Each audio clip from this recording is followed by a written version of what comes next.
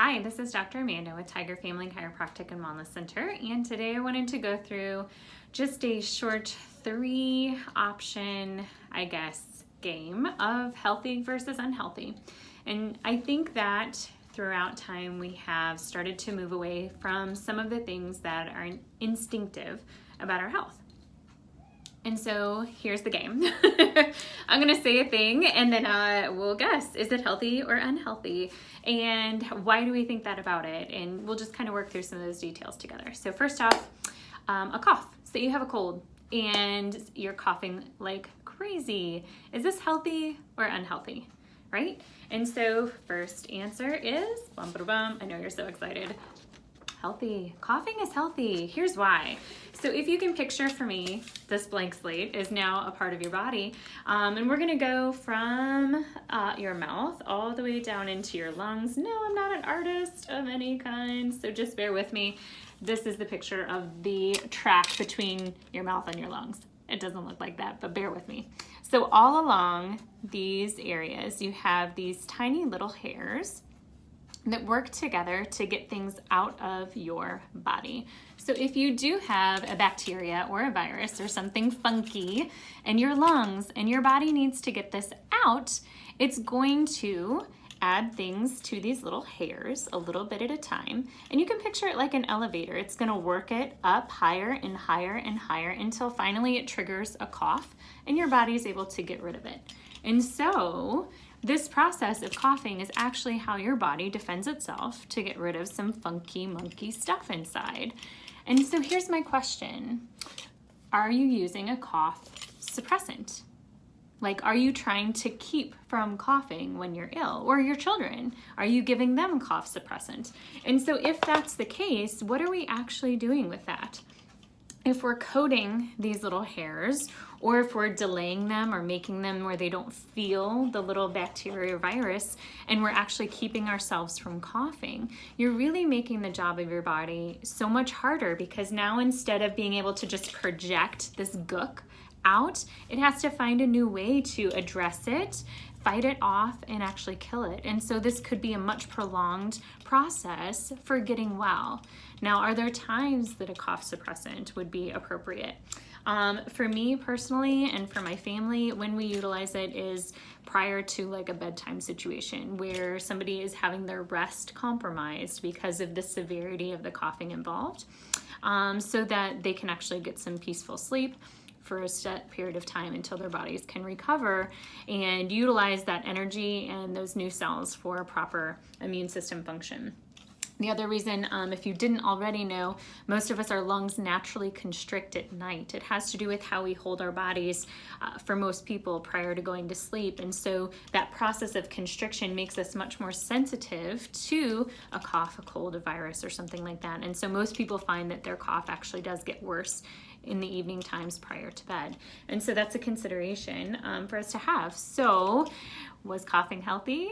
It was, it is. So the average cough, just so people know, studies have found it lasts 18 days.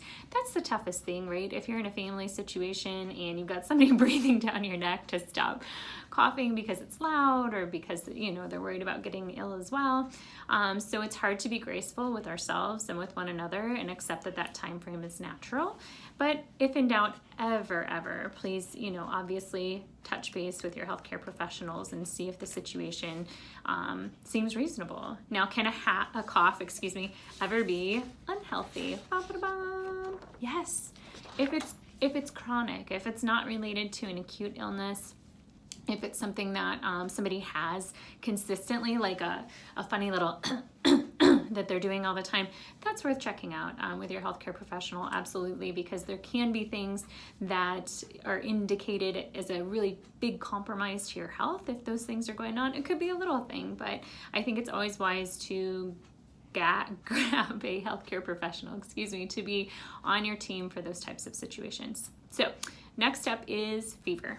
Okay, is the fever healthy or unhealthy? What a good question, right?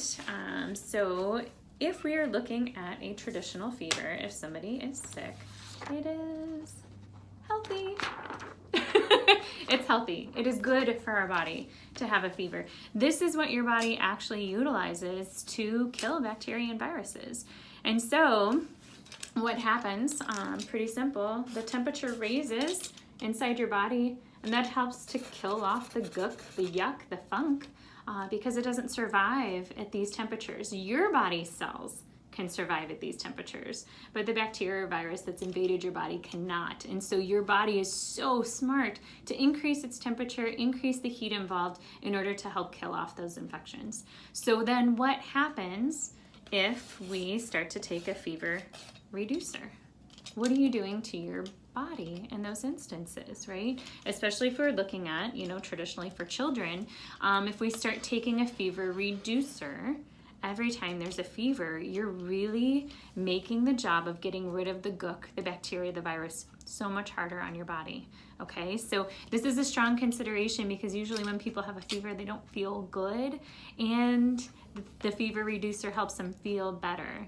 But this is about being healthy and functioning well, not necessarily feeling well, because there are times when you will feel really bad, but it's the right thing for your body to experience. It's a healthy response, if you will. And we'll talk more about that in a second. So is there ever a time that a fever is unhealthy? Of course. So anytime we're looking at a fever with babies, really the standard recommendation is that you get in touch with your healthcare provider right away. Anytime a baby has a fever. The other situation is fevers that happen, even low-grade ones, with high frequency, but you're not really sure why. So they keep having them over and over and over again, and it's not like an acute illness where they're sick over the weekend. And so that would be a time to reach out to your healthcare provider and gather more information and learn about what's going on inside of that person's body that's making them trigger that fever response. So the last one we're going to discuss today is vomiting. Is vomiting healthy or unhealthy? So you've probably caught on to my trend here. Vomiting is healthy. The same concept relating to kind of the things that we've just discussed. Vomiting is another way that your body gets rid of stuff, right? So if we're looking at our stomach, here, again, art is not my thing. This is the stomach. I don't know why it has a boot heel. I guess because I'm from Missouri. But anyway, so we have the gook, the funk, the yuck in the stomach. If, let's use food poisoning as an example, right? So let's say you eat something that has E. coli, let's hope not, but if it happened, you eat it, it's in your stomach, your body should have an alert system that says, you know what, this is toxic. I don't want to process this. I just want to get rid of it because it's only going to do damage the further down it goes. So out it comes. Vomiting can be a sign of great health where your body is deciding that something shouldn't go through the digestive tract, whether it's a poison, a toxin, or a bacteria or virus. And so that process is often, you can't fight it, right? Like when the time comes, if your kiddos are sick and that happens, it's not like you can give them something and just prevent that from happening, but you can support it in a couple of different ways. The point at which vomiting goes from being healthy to unhealthy is traditionally when you feel like your child is starting to be dehydrated as a process. You might want to reach out and get some help. Anytime you just feel like something's not right, reach out, get help. It's always a great thing to do, and it's far better than having a consequence for waiting something out that you think you shouldn't. And I've told parents before, if you're on the edge, you can always reach out to your healthcare professional. You can get whatever recommendation they have for a prescription, but you don't have to use it right away. You can set with your healthcare provider an objective time frame and say, hey, if my child is better on their own in the next 36 hours, is it okay to wait to give this to them? And most people are going to say yes. All of you are on the same page of wanting your child to be healthy, your family to be healthy. Other patterns of unhealthy vomiting, frequent vomiting, especially if it feels like a food intolerance. Obviously, there's some behavioral and self-image things that tie into this big subject of health relating to vomiting. I specifically mean that it's healthy when you've ingested something that your body shouldn't be processing and should be ejecting instead. So thanks for tuning in to talk about coughing, fevering, and puking. I hope you enjoyed it as much as I did. I appreciate and value you. Have a great day.